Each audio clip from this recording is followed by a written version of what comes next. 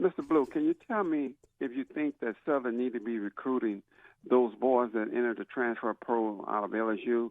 4 of them are defensive backs, which we losing some defensive back, but we also losing a running back, and we need speed.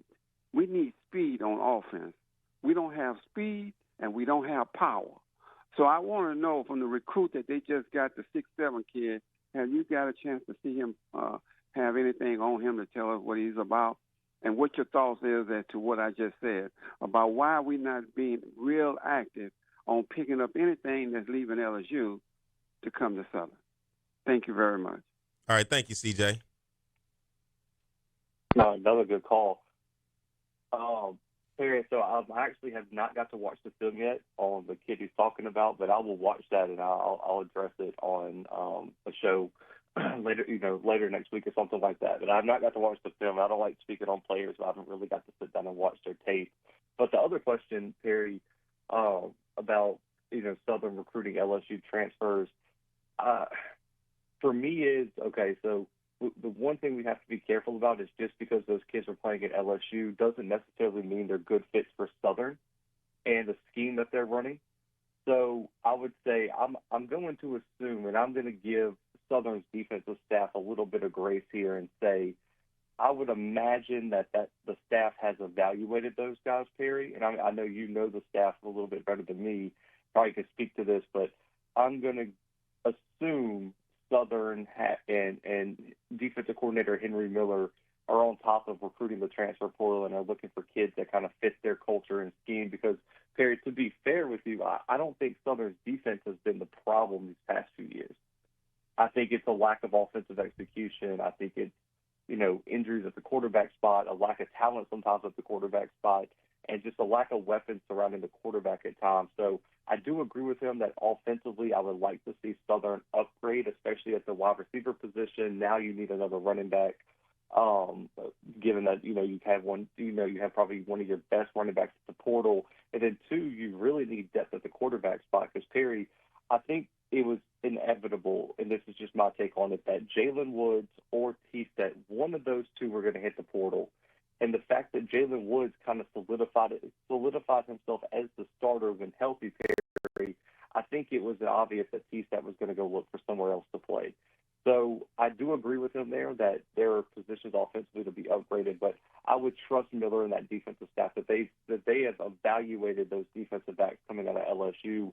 And, to be fair, I will say this for fans, be patient because, Perry, in my experience, a lot of transfers do not actually post offers on social media like a high school recruit. There's some that do, but a lot of these kids are looking at their transfer portal decision as a business decision because they've already been recruiting at a high level. So they're not looking for all the likes and clicks from posting all their offers. So you never know. Southern could have offered one of those 4 defensive backs, and I'm sure they're doing their due diligence on that. And I would imagine that Henry Miller and that defensive staff are going to be active in the portal. It's just still early, man. The portal period hasn't even closed yet. So I would be patient before, getting frustrated with their approach to the portal. But, Perry, I would like to hear your thoughts on this with how tied you are to Southern. Well, because I also look at Davin Cotton was one of those defensive tackle, highly recruited out of high school, coming out of Shreveport, who went to LSU and ultimately came over to Southern. So I think one of the things people really got to understand, it was like what we talked about earlier.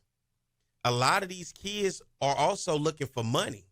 And when you're coming from LSU and you're looking down, because that's what they're doing, and when you say looking down, you're looking at the next level of FCS. Can you agree, Blue, the question that they're going to always have is, what do you have for me? Would they hand out? Yeah, a lot of them will. So we got to also understand it ain't the old days where you say you're going to recruit a kid and you just, hey, come here and play because we'll give you the opportunity to play. That ain't the part of it no more. It's that other thing, as he said on The Wire. It's that other thing. That other thing is, what's the benefits? What resources, what benefits am I going to get from you? Because guess what? You're not the only school contacting me. You ain't the only school talking to me. And I get it. I would love to see if we could get some of those guys. I really would. But then you got to also look at the perfect fit. Is it a good fit for the locker room? Because talking to coaches, we get caught up in a lot of this too, Blue, because you see this guy, you see the school he's coming from, but what we don't pay attention to as fans is what is this guy like off the field? What is this guy like in the locker room? I think that often gets overlooked. What do you say, Blue? Yes, it does. Because, hey, let's be honest. I mean, this doesn't apply to every transfer, but there's a story behind why some players do hit the portal, right? Mm-hmm. And I think it's an evaluation thing where not only are you evaluating the kid's talent, but I've talked to coaches. A lot of former coaches will be candid with you off record about why a kid transferred. I know coaches in the SWAC who, if they get a negative review in terms of locker room and culture vibes from your previous institution, they take you off the board regardless of how talented you are. And Perry, here's another sneaky thing about the portal I don't think people realize. There are certain positions that are being overvalued by P4 and FBS teams. Perry, I'll tell you a good story. Last year, there was an offensive lineman from Southern Miss who hit the portal. Had good measurables, Perry, but was an okay player, right? Mm-hmm. I know a staff in the SWAC who evaluated him to give him an offer, Perry. They said he was not good enough to play for them and that they were going to pass on him.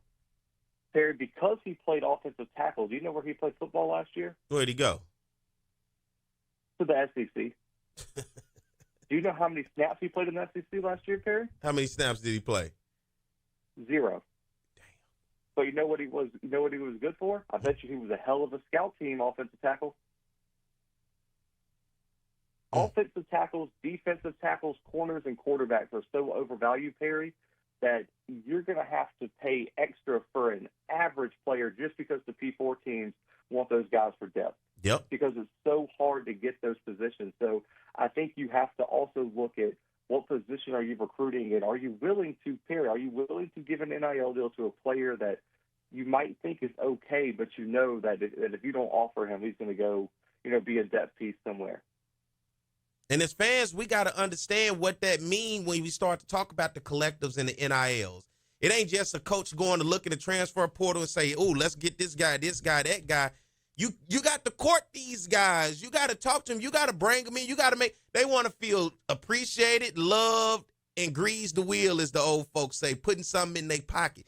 It's a lot more to the old days, and that's why I'm glad we're having the conversation, because I think oftentimes what it means to hit the transfer portal and what it means when you see all of these kids out there, well, why is it the coaching staff getting this guy and that guy?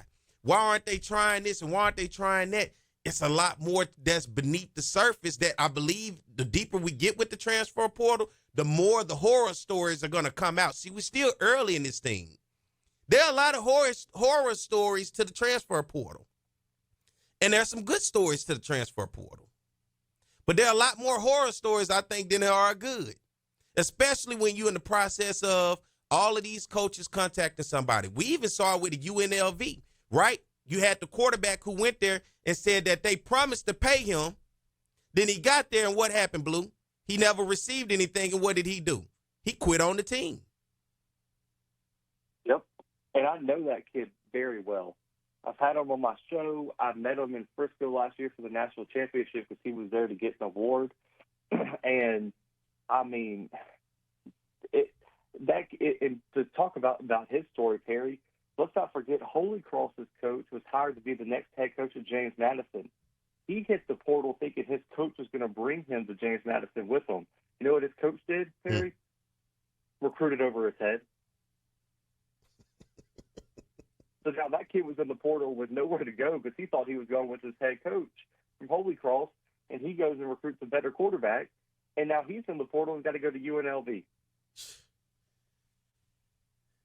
This portal thing is crazy. I can't wait till one day when the book come out on it and we really get a chance to look at it, because we're in the moment, and they often say when you're in the moment, you don't really get a chance to understand what's happening.